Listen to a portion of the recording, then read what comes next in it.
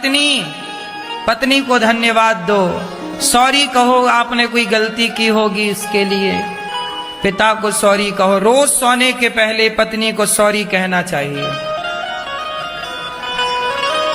पति को सॉरी कहना चाहिए। आप हंस रहे हैं। एक पत्नी मेरे पास आई रोती रोती, महाराज जी मेरे पति की मृत्यु हो गई। रो रही थी, हमने समझाया, बोले महाराज जी हमारे पति की मृत्यु हो गई, मर गए वो, हम इसलिए नहीं रो रहे हैं। फिर काहे रो रही हो? जिस दिन उनकी मृत्यु हुई उस दिन मेरी उनसे ना थोड़ी सी बात पर कहा सुनी हो गई थी, कोई बहुत बड़ी बात नहीं थी, और मैं गलती मेरी थी जरा सी। वो थके हुए आए थे और मैंने घर की छोटी छोटी बातों की शिकायत करनी शुरू कर दी, तो उन्होंने कहा कि मैं थका हुआ आया हूं, तुमने पानी तक तो पूछा नहीं, और शिकायतें लेके बैठ गई। तो उन्होंने थोड़ी नाराजगी से कह दिया कि तुम्हारा तो यही काम है, तो मैं नाराज हो गई और रात को ही उनको अटैक आ गया। मैं ना उनसे इस गुस्से में मैंने भी बात नहीं की, वो अपनी करवट में सो गए, मैं अपनी करवट में सो गई। रोज उन्हें भोजन कराती थी, कल रात को भोजन नहीं कराया गुस्से में। रोज पांव दबाती थी, कल रात को पांव नहीं दबाया। अब मर गए वो। महाराज जी काश एक बार मिल जाते तो मैं एक बार उनसे क्षमा मांग लेती कि गलती क्षमा कर दी, माफ कर दो। पता नहीं आज हम हैं कल रहे ना रहे, इसलिए रोज अपनी माँ से, पता नहीं कौन सी बात आपकी माँ को बुरी लग जाए, कौन सी बात आपके पिता को बुरी लग जाए। हम नहीं चाहते दिल दुखाना, फिर भी दिल दुखता है, इसलिए रोज सोने के पहले एक बार सॉरी सबको कह देने में क्या घटेगा, इससे अभिमान नहीं आएगा, रिश्ते बेहतर होंगे। क्यों जी, बात सही है। आज हमने आप लोगों से क्षमा मांगी, भैया हमने कोई गलती की हो, अपनी वाणी से आपका दिल दुखाया हो तो क्षमा कीजिएगा। हमसे कोई पाप हुआ हो, अपराध बना हो, क्षमा कीजिएगा। हमने माफी मांग ली, अब मर भी जाए ना तो दिक्कत नहीं है, क्योंकि माफी मांग चुके हैं। इसलिए हर रात सोने के पहले क्षमा मांगो। आज दिन में कोई अपराध बना हो तो दिन भर के लिए क्या घटेगा, एक सॉरी ही तो कहना है। क्यों? कर्म करने से ही तो भाग्य का निर्माण होता है। अच्छा बताओ, कर्म बड़ा है कि भाग्य बड़ा है? जोर से, जोर से। हाँ, क्योंकि कर्म तुम्हारे अच्छे हैं तो किस्मत तुम्हारी दासी है। किस्मत मतलब भाग्य। कर्म तुम्हारे अच्छे हैं तो किस्मत तुम्हारी दासी है, और दिल तुम्हारा साफ है तो घर में मथुरा काशी है। तो कर्म से ही भाग्य का, प्रारब्ध का निर्माण होता है। भाग्य के भरोसे नहीं बैठना चाहिए, अरे हमारे भाग्य में होगा, नहीं। भाग्य तक पहुंचने के लिए भी कर्म करना पड़ता है। हाँ या ना? भाग्य में कुछ नहीं होता, सब कहने की बातें हैं साहब। कर्म से ही भाग्य बनता है। अच्छा कर्म तो अच्छा भाग्य, बुरा कर्म तो। रावण का बुरा भाग्य कैसे बना? रावण ने बुरे कर्म ना किए होते तो क्या रावण का भाग्य बुरा होता? तो रावण ने सिया को चुराया, भाग्य बुरा हो गया। लेकिन भाग्य बनने के पहले कर्म किया, सीता मां को चुराया। अब तुम किसी महिला को पकड़ लो जबरदस्ती, उसके साथ दुराचार करने लग जाओ, तो तुम्हारे जब कर्म बिगड़ेंगे, उस महिला को तुम पकड़ के जबरदस्ती उसे छेड़ रहे हो, कर्म तुम्हारे बिगड़ गए, तो तुम्हारे भाग्य में तो फांसी का फंदा आएगा। तो फांसी के फंदे तक तुम पहुंचे तो कर्मों से ही तो पहुंचे। बोलो हाँ, कौन बड़ा है, भाग्य की कर्म? कर्म और भाग्य को यदि तराजू में रखा जाएगा तो किसका पलड़ा भारी होगा? कर्म का। अच्छा, धर्म और कर्म को पलड़े पर रखा जाएगा तो किसका पलड़ा भारी होगा? वहां पर धर्म भारी हो जाएगा, वहां कर्म दूसरे नंबर पे आ जाएगा। और भाग्य और कर्म को देखा जाएगा तो कर्म पहले चला जाएगा। तो ये सब जान लो, समझ लो। भाग्य का रोना ना रोया करो कभी किसी के आगे, मेरे तो भाग्य में नहीं था, कच्छू नहीं बोलते ये सब प्रपंच पंचायत, इस बात पे मैं बिल्कुल यकीन नहीं करता। तुम्हारे भाग्य का निर्माण तुम खुद ही करते हो। ईश्वर सपोर्ट करते हैं जो अच्छे कर्म करते हैं, ईश्वर उनका। हनुमान जी अच्छे थे तो राम ने सपोर्ट किया, हनुमान जी को अंगूठी दे दी, जाओ तुम पता लगाना सीता का। हनुमान जी आज इतने बड़े बने ना, हनुमान जी अपने बल से नहीं बने। राम ने अंगूठी ना दी होती हनुमान जी को, किसी और को दे दी होती अंगूठी, तो वो जाके सिया का पता लगा लेता, उसका नाम होता। तो आपका जब कर्म अच्छा होता है तो भगवान भी सपोर्ट करते हैं। पांडवों का कर्म अच्छा था तो भगवान ने भी सपोर्ट किया। विभीषण का कर्म अच्छा था तो राम ने सपोर्ट किया, लंका का राजा बना दिया। जो संपत्ति से विराव नहीं दीन दिए दसमात, सोई संपत्ति विभीषण नहीं सकुच दीन रघुनाथ। ईश्वर भी उनका साथ देते हैं जो कर्म अच्छे कर्म करता है, अच्छे रास्ते पर चलता है, उसका सदा ईश्वर साथ देते हैं। उसी का भाग्य बढ़िया होगा जो अच्छे कर्म करेगा। इसलिए पत्नी बुरी है रोने का नहीं, पति बुरा है रोने का नहीं, अब क्या करोगे झेलने का। क्यों मैया आपके पति कैसे हैं? अच्छे हैं। और आप शादी हो गई? अच्छा, पत्नी अच्छी है? पत्नी अच्छी है? आपसे पूछ रहे हैं। बढ़िया, बात मानती हैं? बढ़िया। मैया आपका ब्याह हो गया? नहीं, पत्नी आएगी, डांटे मारे कुछ भी करे, बोलने का नहीं, पिटते रहने का चुपचाप।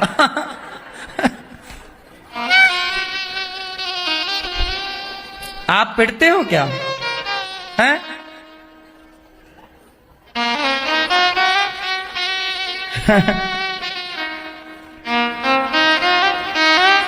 आपकी पत्नी कैसी है? अच्छी है? मारती हैं? नहीं, बढ़िया है। और आप लोगों की बढ़िया है? कभी हाथ मार तो नहीं उठाती? और आप लोग तो नहीं उठाते हाथ? मारते तो नहीं हो? मारते हो? हैं? अच्छा, ना आप मारते ना वो मारते, कछु लेना ना देना, मगन रहना। ये भी बढ़िया। सही है। जब आप पत्नी के साथ अच्छा व्यवहार करोगे तो वो भी आपके साथ अच्छा व्यवहार करेगी। इसलिए कुल मिला के हम जो बोते हैं हम वही काटते हैं। पेड़ बोए बबूल का तो आम कहां से आए। इसलिए सबसे अच्छा व्यवहार करो, माता से, पिता से, पत्नी से, पति से, रिश्ते नातों से, दोस्तों से, संसार के प्रत्येक प्राणी से। एक बार क्या हुआ, इंद्र ने वृत्तासुर से युद्ध किया और इंद्र वही चित्रकेतु, वही बालक जो आज कह रहा कि मैं किसी कारण आपका पुत्र बना, और आज वो धाम भगवान के धाम पर चला गया। चित्रकेतु शंकर जी को देखकर हंसे, मां पार्वती के संग विराजे, तो उनको राक्षस बनना पड़ा। इंद्र के हाथों वृत्तासुर का उद्धार हुआ। एक बार भगवान नारायण प्रहलाद जी के कहने से खंबा चीर करके, प्रहलाद जी के पिता ने कहा कि तेरा भगवान कहाँ है? तो कहा कि कहाँ नहीं है मेरा भगवान, सब जगह। बताओ भगवान कहाँ है? कहाँ है? क्यों मैया भगवान कहाँ है? आप बताओ भगवान कहाँ है, आप बताओ। नहीं पता? ये मैया बड़ी भोली, हमें नहीं पता महाराज जी भगवान कहाँ। हमसे काहे पूछ रहे हो? नहीं पता ना आपको? सही बोल रही है मैया, हमें पता ही नहीं भगवान कहाँ है। बात ठीक है।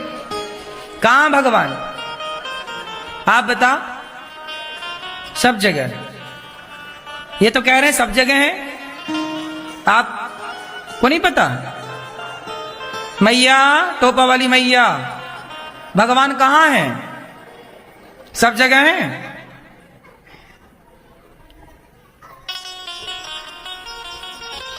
कहाँ है भगवान? बता। यहां है मन में? मन कहाँ है? भगवान मन में है और मन भाग रहा, भटक रहा है। भगवान कहाँ है? भगवान सब जगह तो है। मोकू कहाँ तो ढूंढे बंदे, मैं तो तेरे पास में। खोजी होए तो मिल भी जाऊं मैं तेरे विश्वास में। मोकू कहाँ तो ढूंढे बंदे, मैं तो तेरे। कहाँ भगवान है? विश्वास में। यदि विश्वास है तो भगवान है, नहीं है तो कहाँ भगवान है? सवाल ये खड़ा हुआ कि भगवान है तो नजर क्यों नहीं आते, दिखते क्यों नहीं? अच्छा ये बताओ, आपके सिर में, कमर में, पेट में कभी दर्द होता है कि नहीं? कभी ना कभी, कहीं ना कहीं तो हुआ ही होगा। दर्द हुआ क्या? दर्द हुआ क्या? दिखाई पड़ा? बोलो। दर्द नहीं दिखता तो क्या ये मान लिया जाए कि दर्द नहीं होता? दर्द होता है परंतु दिखाई, लेकिन दर्द का अनुभव तो होता है ना। दर्द का अनुभव तो है पर दर्द को दिखाया नहीं जा सकता। उसी प्रकार भगवान भी एक दर्द है। मीराबाई यही तो कहती है, दर्द की मारी बन बन डोलूं वैद मिले नहीं कोए, हैरी मैं तो प्रेम दीवानी मेरो दर्द ना जाने कोए।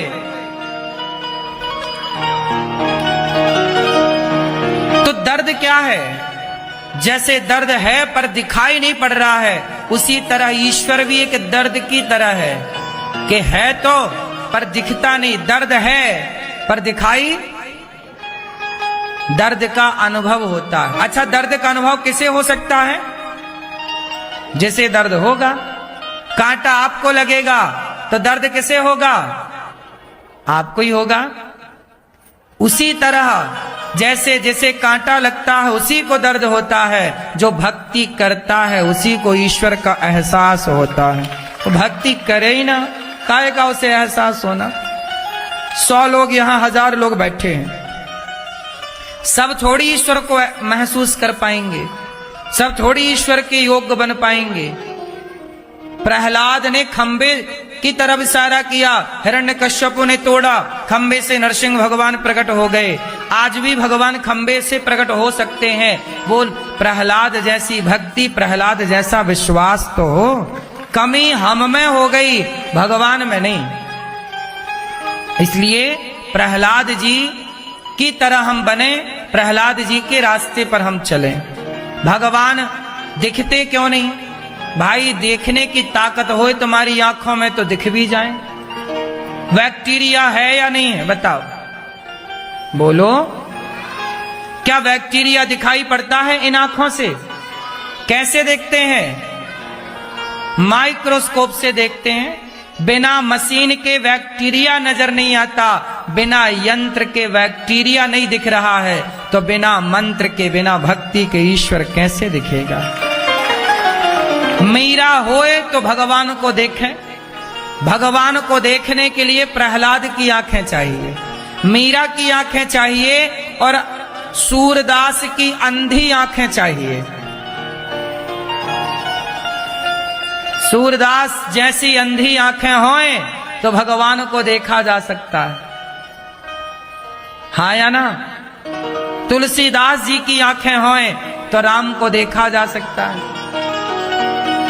वरना इन आंखों से तो तुम्हें बैक्टीरिया नजर नहीं आ रहा है, तो ईश्वर इन आंखों से क्या नजर आएगा?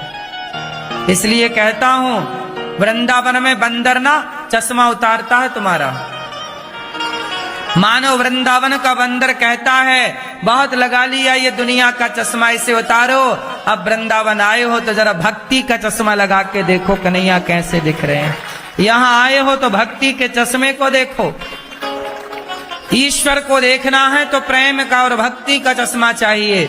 ये वाला चश्मा तो जगत को देखने के लिए है। हाँ या ना?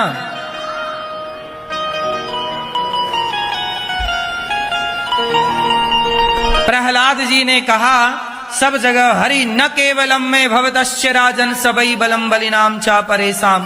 कहाँ नहीं है? क्या इस खंबे पर भगवान है? हाँ, जो प्रहार किया नरसिंह भगवान प्रकट हो गए। हिरण्यकश्यपु बोला आप कौन है? भगवान बोले तेरी मृत्यु। बोले मैं नहीं मरूंगा। भगवान बोले क्यों नहीं मरेगा? मैंने ब्रह्मा से वरदान मांगा, ना दिन को मरूं ना रात्रि को मरूं। भगवान बोले ना ये दिन है ना रात्रि है, संध्या का समय है शाम, अब तो मरेगा। बोले ना ऊपर मरूं ना नीचे मरूं। भगवान बोले ना ऊपर ना नीचे, मैं अपनी गोद में तुझे लिटाया हूं, अब तो मरेगा। बोले ना मैं बाहर मरूं ना भीतर। भगवान बोले देहरी पर मार रहा हूं, ना बाहर ना भीतर। बोले ब्रह्मा के बनाए किसी आदमी से नहीं मरूं। भगवान बोले ब्रह्मा हमें नहीं बनाते, हम ब्रह्मा को बनाते हैं, अब तो मरेगा। बोले अभी भी नहीं मरूं। बोले अस्त्र से मरूं ना शस्त्र से मरूं। भगवान बोले ये नाखून मैंने फैशन में थोड़ी बढ़ाए हैं, अब तो मरेगा इन नाखूनों से। बोले अभी भी नहीं मरूं। बोले मैंने वरदान मांगा ब्रह्मा के बनाए 12 महीने में किसी महीने नहीं मरूं। भगवान बोले पंचांग देखा कर, ये 13वां महीना चल रहा, पुरुषोत्तम महीना तेरे लिए बनाए, अब तो मरेगा। अब कहां उत्तर देने का रहा? आप कितने भी चतुराई से चलो पर जीत ना पाओगे, मरना तो पड़ेगा। क्यों? इसलिए मरने से डरो मत, अच्छे कर्म करो, मृत्यु से डरने का नहीं। बचा कौन कि तुम बचोगे? कौन बचा भैया? इसलिए कितनी भी चतुराई तुम अपनाओ, कितने भी चतुर तुम बन जाओ, हो जाओ, ना चलेगी चतुराई। हिरण्यकश्यपु को भगवान ने विदीर्ण कर दिया नख से और आंतों की माला बनाकर पहनी। गोविंदाय नमो नमः। प्रहलाद जी गोद में बैठे, पुत्र कुछ मांग लो भगवान से। देखो भगवान कह रहे हैं प्रहलाद जी से कुछ मांगो। प्रहलाद जी बोले मैं नहीं मांगता। क्यों? प्रभु ऐसी कृपा करो कि कभी कुछ मांगने की इच्छा ही ना हो। प्रहलाद जी कौन से भक्त हैं? निष्काम। कौन से भक्त हैं? कोई कामना नहीं। यदि आपके भीतर कामनाएं हैं तो आप परेशान होंगे। कामनाएं ही नहीं है, इसलिए प्रहलाद जी सबसे श्रेष्ठ हैं, क्योंकि उन्होंने भगवान से कुछ नहीं चाहा। इसलिए आपसे प्रार्थना करूं, भगवान की भक्ति तो किया करो पर भगवान से कामनाएं ना रखा करो। क्या कामनाएं? अच्छा बताओ आप लोगों के पास क्या है और क्या नहीं है? दोनों लिस्ट बनाओ जरा, क्या है और क्या नहीं है, बताओ। अच्छा ये बताओ, यदि आप लिस्ट बनाओगे क्या है आपके पास और क्या नहीं है, तो कौन सी लिस्ट बड़ी होगी? जो है उसकी या जो नहीं है उसकी? बोलो। आपके पास जो है वो ज्यादा है या जो नहीं है वो नहीं वाली चीज की इच्छाएं ज्यादा है? क्या ज्यादा है? मैया लिस्ट बनाओगी, आपके पास ईश्वर ने क्या क्या दिया है, क्या क्या है, बेटा है, बेटी है, पत्नी है, माता है, पिता है, धन है, दौलत है, मान है, सम्मान है, आंख है, नाक है, पांव है, हाथ है, शरीर स्वस्थ है, ये है। नहीं क्या है? बगल वाला प्लॉट नहीं है और पड़ोसी की गाड़ी हमारी गाड़ी नहीं है, घर नहीं है, ना है, ये वाली लिस्ट छोटी होगी।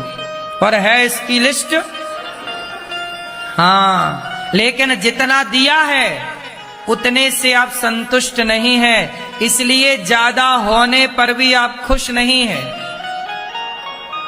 कम चीजें आपको नहीं मिली, इस बात का आपको दुख है, मलाल है, ये नहीं मिला। लाख मिला उसकी खुशी नहीं है, 1000 नहीं मिला इसका दुख है। क्यों जी? बात सही है। इसलिए आदमी परेशान है। काश व्यक्ति मिल गया है जो उसे ध्यान में रखे तो कितना सुखी हो जाए। क्या क्या मिला है आपको, आपको पता ही नहीं है। क्या मिला है आपको? क्यों? पीली मैया क्या मिला है आपको?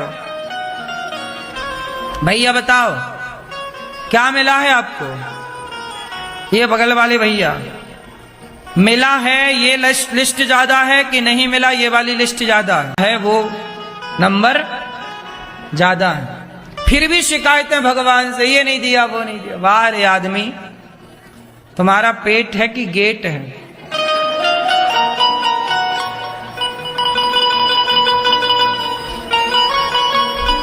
कामनाएं पूरी ना होंगी साहब, जो मिला है उसका थैंक यू करो, धन्यवाद दो विधाता, क्षमा कीजिए हम बहुत बड़े पापी अपराधी, हम जैसा भला पतित कौन होगा। इतना दिया आपने फिर भी हम आपका धन्यवाद ना कर सके, इसके लिए जितना दिया था हमने शिकायत उसकी की जो नहीं मिला था, जो मिला था उसका धन्यवाद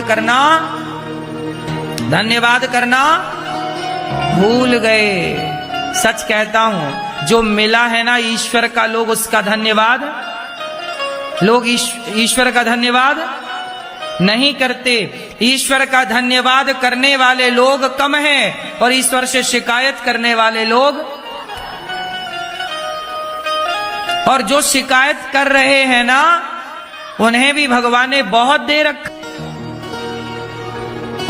इसलिए मेरी प्रार्थना है, रोज रात्रि को सोने से पहले बिस्तर पर बैठकर कान पकड़कर विधाता का, भगवान की ओर देखो एक बार, ईश्वर की ओर ऊपर, हे प्रभु, हे श्याम सुंदर, हे पतित पावन, हे श्रीमन नारायण, हम बहुत पापी हैं, आपने इतना दिया लेकिन हम आपका धन्यवाद ना दे पाए। हे प्रभु हमें क्षमा कीजिए, जो दिया है ना आपने बहुत है, औरों के पास इतना भी नहीं है जितना आप लोगों के पास कचरे में पड़ा है। हाँ या ना? तुम्हारे घर में एक स्टोर रूम होगा, कबाड़ खाना होगा, जहां सारा घर का सामान आप, बेस्ट सामान, खराब सामान फेंकते हो। हाँ या ना? उस सामान से भी कुछ लोग अपनी जरूरतें पूरी कर सकते हैं। जो आपके घर में फिजूल पड़ा है, कबाड़ी के लिए पड़ा है, उससे भी कुछ लोग अपना काम चला सकते हैं। बोलो हाँ या ना? फिर भी आप परेशान हैं। कुछ लोग आपके कबाड़ से ही खुश हो जाएंगे, नहीं हो जाएंगे? कबाड़ से, लेकिन आपको फिर भी शिकायत है। धन्यवाद दिया करो, रोज ईश्वर का धन्यवाद, कान पकड़ा करो, ईश्वर से क्षमा मांगा करो, प्रभु बड़ी गलती हो गई, जो दिया उसका धन्यवाद करना भूल गए।